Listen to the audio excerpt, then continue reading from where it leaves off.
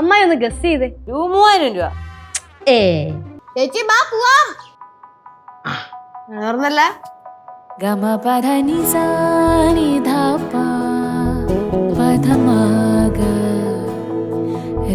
കൊള്ളാവോ? കൊള്ളാം, കുഴപ്പമില്ല, പാ പോവാ. പോണ്ടേ?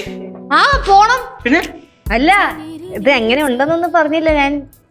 കളർ അത്ര പോരാ.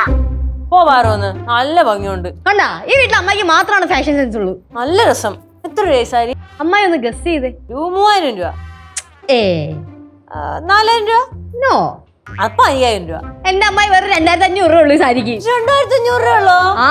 സൂപ്പർ സാരി. 2500 ആണോ പറയില്ല. ഇവിടെ സൂപ്പർ മെറ്റീരിയൽ അല്ലേ? ഈ സാരി എടുത്ത് അന്ന് ഞാൻ വിചാരിച്ചാണ് സിദ്ധു വരുന്ന ദിവസം എടുക്കണം. കൊള്ളാം. லெச்சு எங்கிட்ட இதே மாதிரி ஒரு சாரி இருந்தது. ஒரு வாரத்துக்குள்ள அதோட கலர் எல்லாம் போச்சு லெச்சு. എത്ര രൂപ സാരി? 250 രൂപ. അപ്പൊ കളർ പോവത്തേ ഇല്ല.